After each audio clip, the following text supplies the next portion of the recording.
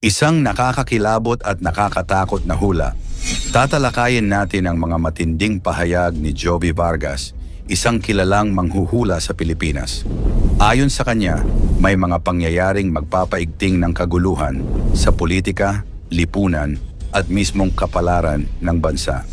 Kaya huwag na nating patagalin, narito ang 10 na nakakakilabot na hula ni Jovi Vargas para sa Pilipinas. Pang-10, mga artista sa politika. Ayon kay Jovi Vargas, mas marami pang artista ang papasok sa mundo ng politika. Mula sa mga komedyante hanggang sa malalaking pangalan sa showbiz, inaasahang sasabak sila sa eleksyon. Nakakakilabot isipin dahil maaaring maging katawa-tawa ang politika. Pero sa kabilang banda, posibleng lumakas ang kanilang suporta mula sa mga tagahanga. Pang-9, bagong skandal na lalabas. Hindi pa natatapos ang mga issue, may panibagong skandal na ilalantad. Ayon sa kanya, ito ay may kinalaman sa pera. Money-related ulit at posibleng mas malaki pa kaysa sa mga naunang eskandalo. Nakakakilabot dahil ito raw ang magpapabigat lalo sa tiwala ng taumbayan sa pamahalaan. Pang-8, hustisya at investigasyon. Binanggit din ni Vargas na kahit ang pinakamakapangyarihan, kabilang na ang mga kamag-anak ng Pangulo, ay hindi makakaligtas sa investigasyon. Nakakakilabot isipin kung gaano kalalim ang paglilitis na ito, na posibleng magdulot ng pagkakahati-hati sa mga opisyal ng gobyerno mismo. Pang-7, galit ng taong bayan. Habang tumatagal, dumarami raw ang naipong galit ng mga Pilipino. Sabi ni Vargas, may isang babae na lalabas at mangunguna sa isang malaking kilusan laban sa katiwalian at pang-aabuso. Siya raw ang magiging simbolo ng paglaban ng taumbayan. Pang-6, Golden Age of Corruption. Pinangalanan pa mismo ni Vargas ang kasalukuyang panahon bilang Golden Age of Corruption. Napakatindi raw ng mga anomalya na halos lahat ng antas ng gobyerno ay may bahid ng katiwalian. Nakakakilabot isipin na baka ito na ang pinakamadilim na kabanata ng ating kasaysayan. Pang-5, Transition President. Ayon kay Vargas, posibleng hindi matapos ng Pangulo ang kanyang termino. Maaaring magkaroon ng Transition President bago matapos ang kasalukuyang administrasyon.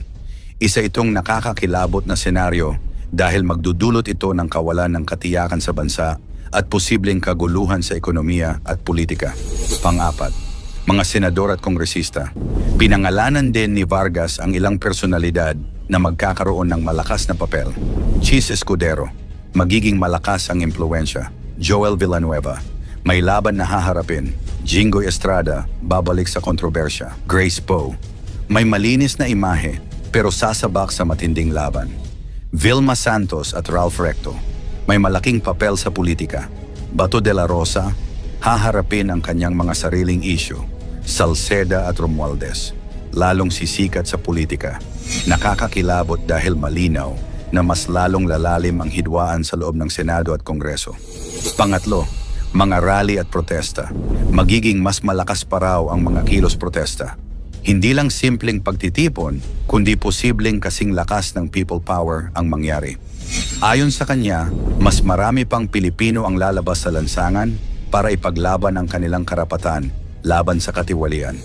Pang-2, posibilidad ng pagbagsak ng Pangulo direkta niyang sinabi. Kung hindi maayos ng Pangulo ang mga problemang ito, may posibilidad na hindi niya matapos ang kanyang termino. Isang nakakakilabot na hula na nagdadala ng malaking tanong. Handa ba ang Pilipinas sa isang biglaang pagbabago ng liderato? At ating number 1, kapalaran ng Pilipinas. At ito na ang pinaka-nakakatindig balahibo. Ayon kay Jovi, ang hinaharap ng Pilipinas ay alanganin. Kung tuluyan ngang bumagsak ang kasalukuyang pamahalaan, masusubok ang bayan sa gitna ng kaguluhan.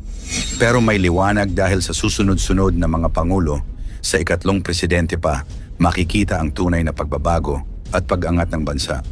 Ibig sabihin mahaba pa ang daan, pero may pag-asa. Ang tanong, kaya ba nating pagdaanan ang lahat ng ito bilang isang nagkakaisang bayan? Tandaan, mangyari man o hindi ang mga hula, lagi nating tandaan na sa Diyos lang tayo magtiwala, hindi sa mga manghuhula. Ang nakakatakot at nakakakilabot na hula ni Mamo Gloria Escoto para sa Pilipinas. Isang nakakakilabot at nakakatakot na hula ni Mamo Gloria Escoto bago matapos ang taong 22 na kilala bilang isang prophetic witch. Ayon sa kanya, maraming mabibigat na pangyayari ang darating sa bansa mula sa politika, kalikasan, hanggang sa kinabukasan ng ating bayan. Isa-isahin natin ang 10 nakakakilabot na hula ni Mamo Gloria Escoto para sa Pilipinas. Pang-10, walang bunga ang kasalukuyang kaso. Ang mga controversial na kasong iniimbestigahan laban sa ilang malalaking personalidad ay hahantong sa wala. Sa kabila ng pag-uusisa at dami ng dokumentong lumalabas, sa huli raw ay ibabasura rin ang mga ito.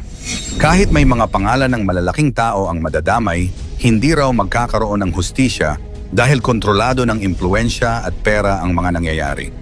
Ang mensahe, hindi lahat ng ingay ay may patutunguhan at marami pa ring kaso ang nagiging usok lamang. Pang-siyam, may katotohanan sa mga paratang. Ngunit hindi ibig sabihin na lahat ay peke. Nakakakilabot dahil ayon kay Mamo, totoo raw ang ilan sa mga paratang na ikinakabit ngayon sa mga opisyal. May mga malalaking halagang pera raw talaga ang kinurakot at nawala. Ang mas nakakatakot pa, hindi lang iisang tao ang sangkot, kundi ilang matataas na personalidad na hanggang ngayon ay nasa pwesto. Ito raw ang dahilan kung bakit mahirap maresolba ang kaso dahil parang lahat ay nagtatakipan ng kasalanan. Pang-8, pagkakulong ng isang mataas na opisyal. Nakakita rin si Mamo sa baraha ng posibleng pagkakakulong ng isang mataas na opisyal ng gobyerno. Nakakagulat daw dahil hindi lamang lokal na korte ang may kinalaman dito, kundi posibleng maging bahagi pa ang mga dayuhang hukuman o international courts. Kung mangyayari ito, magiging malaking dagok sa reputasyon ng bansa. Magbubukas ito ng tanong, hanggang saan kayang ipagtanggol ng mga nasa kapangyarihan ang kanilang sarili laban sa batas? Pang-7, pagkawala ng yaman ng Pilipinas. Isa sa pinakamalungkot na hula ni Mamo ay ang patuloy na pagkawala ng yaman ng Pilipinas. Marami na raw ang nawala at baka dumating ang panahon na magigising na lang tayo na hindi na atin ang sariling bansa. Ayon sa kanya, hindi ito laging dumadaan sa mata ng publiko. Maraming ari-arian at likas yaman ang tahimik na naibebenta o naipapasa kamay ng mga banyaga. Nakakakilabot isipin na habang abala ang mga tao sa pang-araw-araw na problema, unti-unti namang nauubos ang kayamanan ng bayan. Pang-6, sunod-sunod na bagyo at malalaking baha. Isa pang hula ay ang serye ng matitinding bagyo bago matapos ang taong 2025. Lalo raw apektado ang Northern at Central Luzon kung saan makakaranas ng malalakas na ulan at pagbaha. Nakakakilabot dahil wala raw makakatakas dito mayaman man o mahirap. Ang mga taniman ay masisira, mga tahanan ay liliparin, at maraming pamilya ang maiiwan sa evacuation centers. Ayon kay Mamo, ito ay paalala na ang kalikasan ay hindi matitinag ng kapangyarihan o pera. Pang-5, pagsabog ng isang bulkan. Nagbabala rin siya tungkol sa muling pagsabog ng isang bulkan. Hindi raw ito ang Taal, kundi isang bulkan na muling gigising matapos ang mahabang panahon ng pananahimik.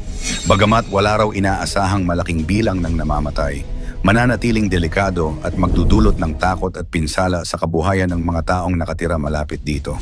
Nakakakilabot isipin na kahit gaano kahanda ang tao, hindi pa rin kayang pigilan ang galit ng kalikasan. Pang-4, isang malakas na lindol na nagkatotoo. Ito ang pinaka nakakakilabot sa lahat dahil tumama na ang kanyang hula. Matagal nang sinabi ni Mamo na bago matapos ang taon, isang malakas na lindol ang yayanig sa Visayas. At nitong nakaraang linggo, nangyari nga ito. Isang napakalakas na lindol ang nagdulot ng pagbagsak ng mga gusali, pagkasira ng infrastruktura, at matinding takot sa buong rehiyon lalo na sa Cebu. Maraming tao ang natabunan sa gumuhong gusali, ang iba na may naiwanang stranded, at halos buong komunidad ang nawasak. Nakakakilabot isipin na hindi ito basta haka-haka, kundi isa sa mga hula na tunay na nagkatotoo. Ayon kay Mamo, paalala raw ito na patuloy pang susubukin ng kalikasan ng Pilipinas at mas mabigat pang hamon ang maaaring dumating. Pang-8, pagpapatuloy ng kahirapan at problema. Sa kabila ng lahat, hindi pa raw matatapos ang paghihirap ng mga Pilipino. Hanggang matapos ang taong 2025, mananatiling mabigat ang problema ng bansa mula sa ekonomiya, trabaho, hanggang sa seguridad.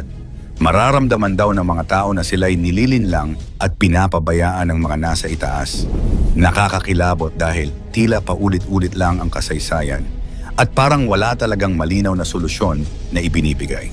Pangalawa, pag-angat ng bagong pinuno. Ngunit sa gitna ng lahat ng dilim, may liwanag na nakikita si Mamo.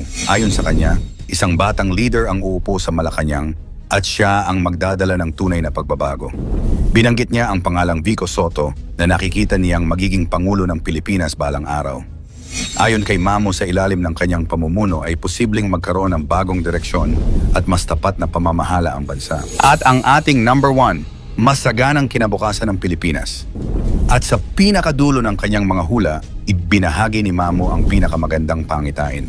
Darating daw ang panahon kung kailan ang Pilipinas ay magiging masagana at payapa. Hindi man agad mangyari ito at baka hindi lahat sa atin ay umabot, ngunit ang mga anak at apo ng susunod na henerasyon ay makakaranas ng kaunlaran at katahimikan. Magandang isipin na sa gitna ng lahat ng kasalukuyang problema, may nakahandang mas maliwanag na bukas para sa ating bayan. Ano sa palagay mo? Mangyayari kaya ang mga hula na ito o isa lamang itong kwentong bunga ng malikot na imahinasyon? Ikomento mo ito sa ibaba. Huwag kalimutang i-like, i-share at mag-subscribe. Maraming salamat at God bless.